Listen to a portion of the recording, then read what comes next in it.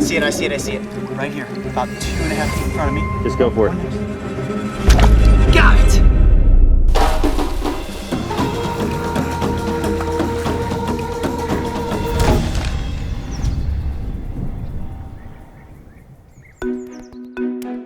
The last place one would think to look for an amphibian is at the top of a mountain. However, in a secluded lake on Orcas Island, it just so happens that one exists. And we were told that all it takes to find one is a little searching amongst the lily pads. All right, guys, so we have made it to water. I'm gonna head out across this log and see if I can find anything.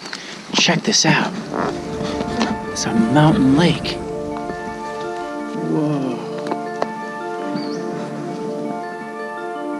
Now, normally I'd be excited looking for turtles, but we are way too high up for there to be any reptile activity.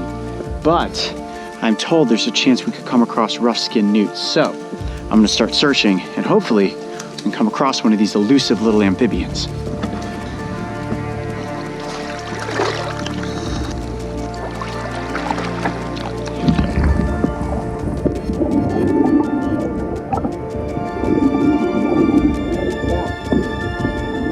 Hey, Coyote, Mario's got some newts over here, man. They're pretty big, too. Mark and Mario have spotted some newts, so I'm gonna move through all this muck and mud and see if we can catch some. See it, I see it, I see it. Right here, about 2.5 feet in front of me. Just go for it. Go for it. Got it! Yes! Woo! There we go! Yes! Nice, Check Mario. that out! There are Good newts here, spotting, man. Mario! Big. Right. Dude, high five. And that is a rough skinned newt. Okay, let's get up here out of the water and get it up close for the cameras. Woo! Well, that didn't take long. Check it out. Yeah, no question about it. That is a rough skinned newt right there. And look at that little amphibian. How adorable is that newt? You see all the bumps running along the length of the body? Definitely. Oh, yeah. All bumpy. Pretty crazy, right? Hence the name rough skin. Now, if I turn it like this and we look at its underside, look at that bright orange. Oh, yeah. And notice how that bright coloration runs down the length of the tail? That's called aposematic coloration, and this bright color warns any potential predator that I am toxic. Now, if a predator like a raccoon or a fox comes down to the lake and finds one of these newts, and let's say it eats it, there is a good chance that that animal is going to become very sick or it could potentially die.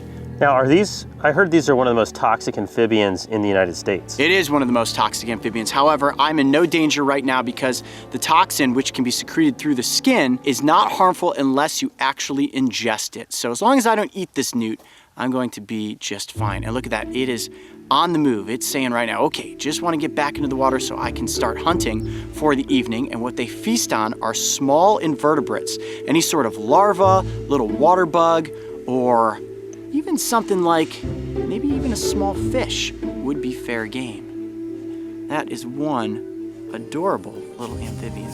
Oh, look, he did a back roll. Yeah, they'll do anything they can to get away. It's best if I just let it walk from hand to hand. Here, let me kind of... Now, Coyote, are these only aquatic? Do they live on land or just in the water? Well, they start their early stages as being completely aquatic, as larvae.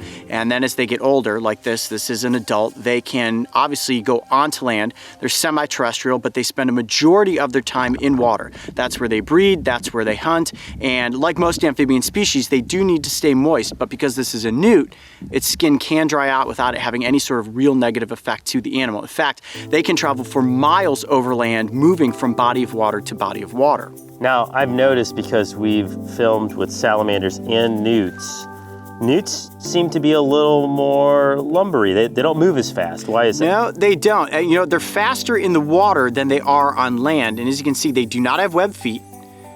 And there are 4 toes on the front, 5 toes on the back. And they kind of walk up on all fours when they're traversing across forest terrain. Much faster in the water than they are on land.